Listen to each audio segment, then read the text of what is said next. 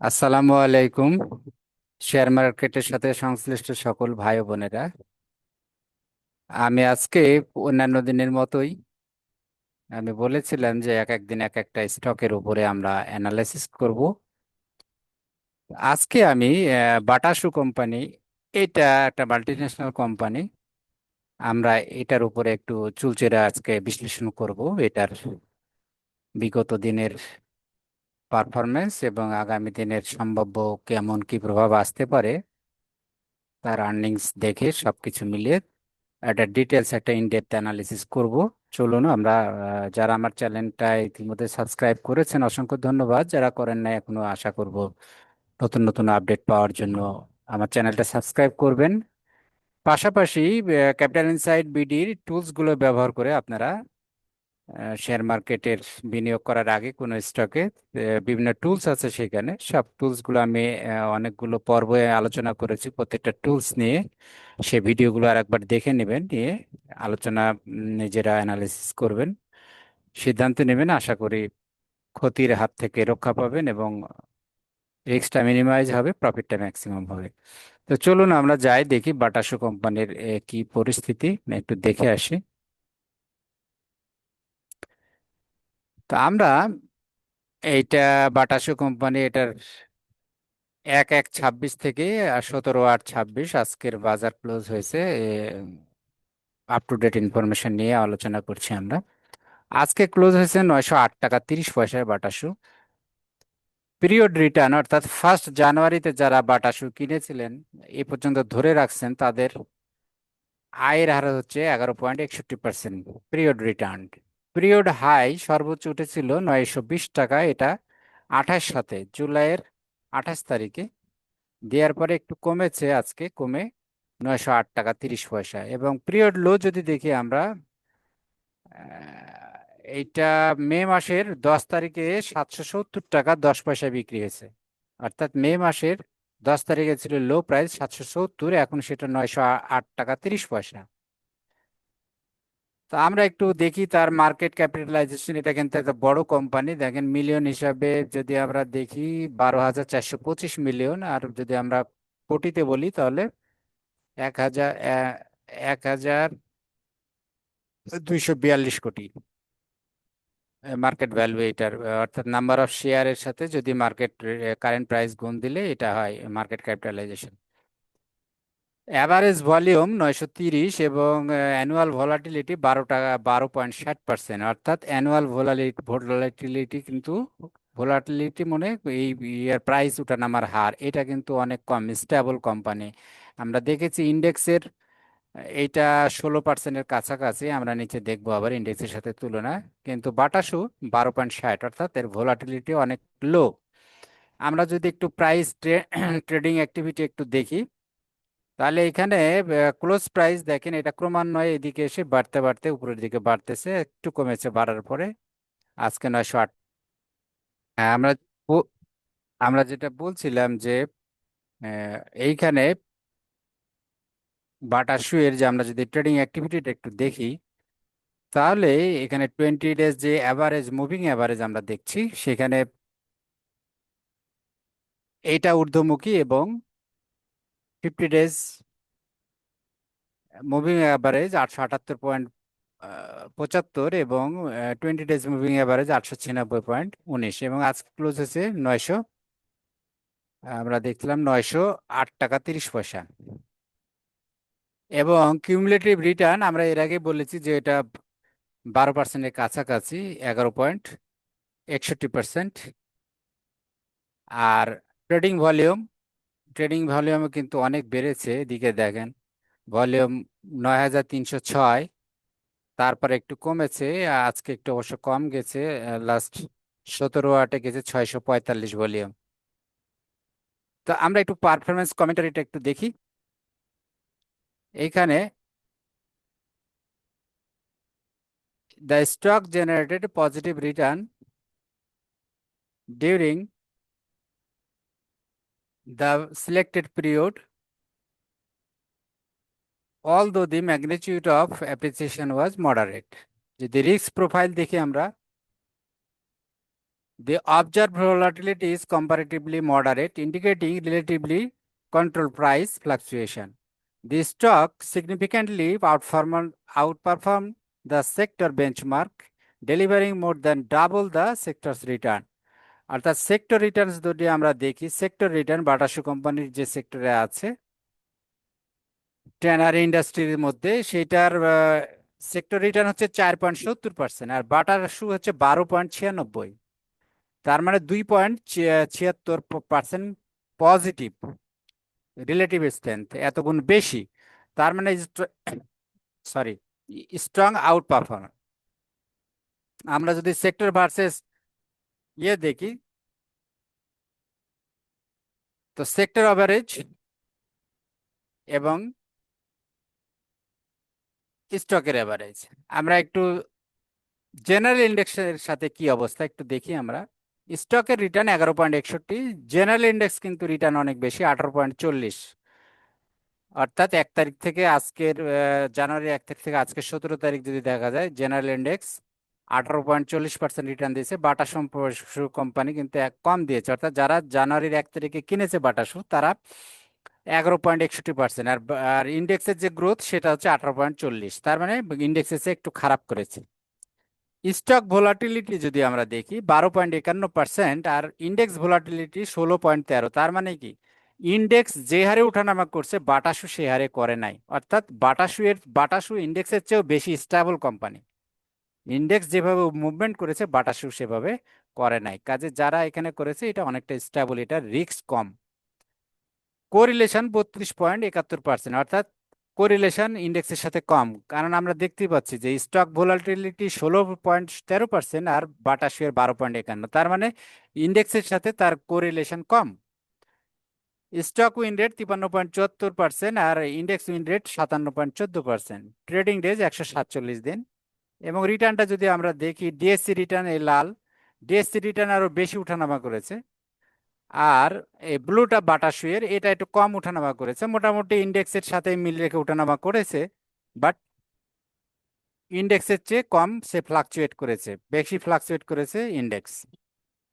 আমরা যদি financial performance দেখি, 2021 সালের ইপিএস ছিল -5.01 ইপিএস। কিন্তু মজার ব্যাপার হলো দেখেন, 2021 সালেও ডিভিডেন্ড দিয়েছে 100%। অর্থাৎ ইপিএস মাইনাস হওয়ার পরেও ডিভিডেন্ড দিতে সক্ষম বাটা কোম্পানি, দিয়েছে 100% ডিভিডেন্ড দিয়েছে। কারণ তার রিজার্ভ আছে, তার নেট অ্যাসেট ভ্যালু অনেক বেশি, কাজেই কোনো বছর যদি সে প্রফিট কমও করে তারপরে সে ডিভিডেন্ড দিতে সক্ষম। এটা তার প্রমাণ 2021 সালে 5.01 ইপিএস হওয়া সত্ত্বেও 100% দিয়েছে। এরপরে আমরা যদি দেখি 22 সালের ইপিএস ছিল 29.98, আর 22 সালে ডিভিডেন্ড দিয়েছে 365%। 23 সালের ইপিএস ছিল 29.31, ডিভিডেন্ড দিয়েছে 435%। এবং 24 সালের 21.62, 24 সালের ডিভিডেন্ড দিয়েছে 445%। অর্থাৎ ইপিএস 24 সালে কমে গেছে। আমরা দেখছি যে 23 সাল 22 সালে 29-এর কাছাকাছি ছিল, 29.98, 29.31, আর 24-এ এসে হলো 21.62, 21 টাকা 62 পয়সা। তারপরেও কত পার্সেন্ট ডিভিডেন্ড দিল? 445%। ইভেন 2025 সালে তার মাত্র 0.85, 85 পয়সা ইপিএস, এরপরও ডিভিডেন্ড দিয়েছে কত? 248%। তার মানে লস গেলেও বাটা ডিভিডেন্ড দেয়, এবং তার ইপিএস অনেক কম, 1 টাকার নিচে, 85 পয়সা হলেও সে 248% ডিভিডেন্ড দিয়েছে 25 সালে। তার মানে 2026 সালের এখন আমরা পারফরমেন্স দেখে আমরা বুঝতে পারবো যে এটার সম্ভাব্য কেমন ডিভিডেন্ড দেওয়ার পসিবিলিটি আছে। তো 25 সালে আমরা এগুলো আলোচনা করলাম অলরেডি। 85 পয়সা ইপিএস এর এগেনস্ট 248% ডিভিডেন্ড দিয়েছে, ক্যাশ ডিভিডেন্ড। 24 সালে 21 টাকা 62 এগেনস্টে দিয়েছে 445% ক্যাশ ডিভিডেন্ড। 23 সালে 29 টাকা 31 পয়সা ইপিএস এর এগেনস্টে দিয়েছে 435%। 22 সালে 29 টাকা 98 এর এগেনস্টে দিয়েছে 365%। 21 সালে 5.01 মাইনাস ইপিএস, তখনও দিয়েছে 100%। তো লাস্ট অডিটেড পি অনুযায়ী অনেক পি রেশিও, কারণ মাত্র 85 পয়সা ছিল লাস্ট অডিটেড ইপিএস অনুযায়ী তার এই যে ইপিএস 85 পয়সা 25 সালে, সেই হিসাবে বর্তমান প্রাইসের সাথে ধরলে পি রেশিও অনেক হাই। কিন্তু অ্যাকচুয়াল পি রেশিও এখন কম, কারণ এই হাফ ইয়ারলি রিপোর্ট তার এসেছে। আমরা যদি হাফ ইয়ারলিটা দেখবো, তাহলে লাস্ট এনএভি 188 টাকা 72 পয়সা, ক্যাশ ডিভিডেন্ড লাস্ট দিয়েছে 248% গত বছর। তাহলে 30/6 হাফ ইয়ারলি যদি আমরা দেখি, 30/6 হাফ ইয়ারলি ইপিএস কিন্তু 36 টাকা 87 পয়সা, এবং পি রেশিও 12.32। এইখানে একটা মেন দেখার বিষয় আছে। হাফ ইয়ারলির ইপিএস 36 টাকা 87 পয়সা, এখানে আমরা যদি দেখি কোনো বছরেই 21, 22, 23, 24, 25 কোনো বছরে এত টাকা ইপিএস আসে নাই।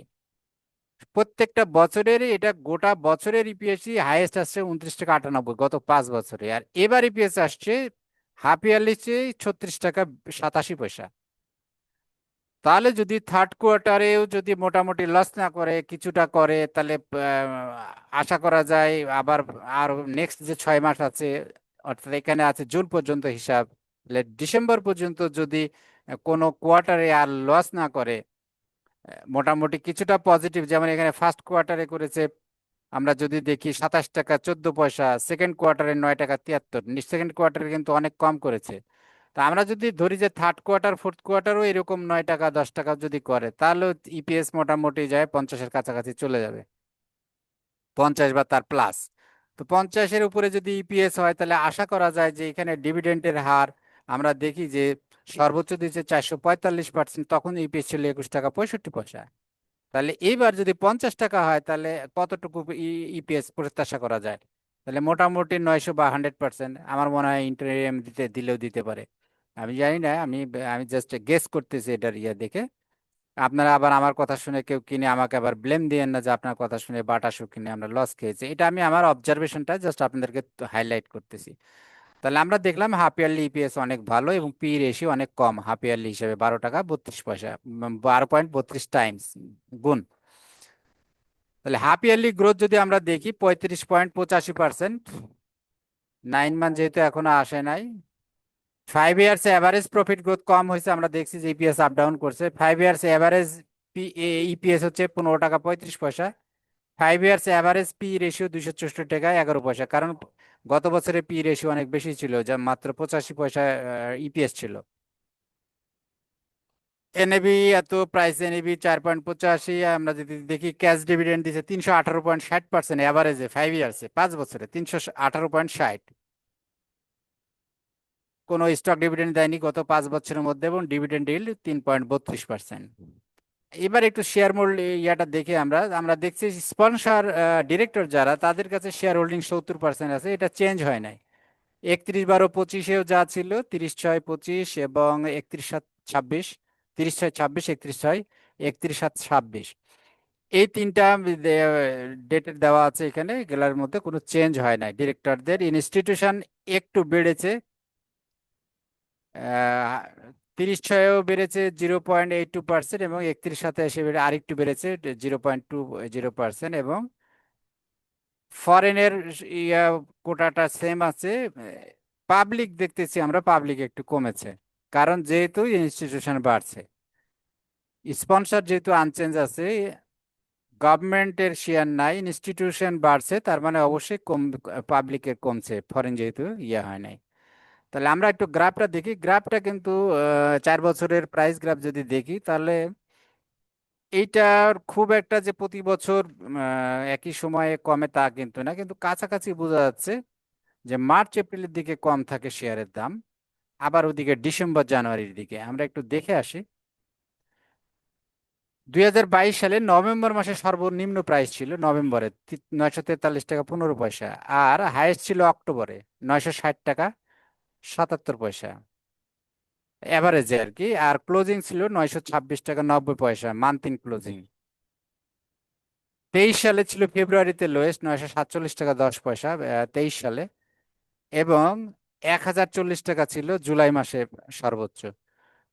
ডিসেম্বরে 2024-এর ডিসেম্বরে কম ছিল 898 টাকা 86 পয়সা এভারেজে, এবং মান্থ ইন ছিল 905 টাকা 40 পয়সা, আর 980 টাকা 50 পয়সা ছিল ফেব্রুয়ারি মাসে সর্বোচ্চ। 24 সালের ঘটনা। 25 মেতে কম ছিল এবং জানুয়ারিতে সবচেয়ে বেশি ছিল। 26 জানুয়ারিতে কম ছিল, আগস্টে বেশি ছিল, অর্থাৎ আগস্টে, এখন বর্তমানের কথা বলা হচ্ছে 26 সালে, আগস্টে বেশি। কারণ কি, যে এটা আয় বেড়েছে প্রত্যাশিত, যেহেতু রিপোর্ট, হাফ ইয়ারলি রিপোর্টে ইপিএস বেড়েছে, কাজেই এটা বাড়াটাই স্বাভাবিক। আমরা যদি রিক্স ভোলাটিলিটি অলরেডি আলোচনা করেছি, 12.60% হলো ভোলাটিলিটি, এবং ভ্যার 1.13।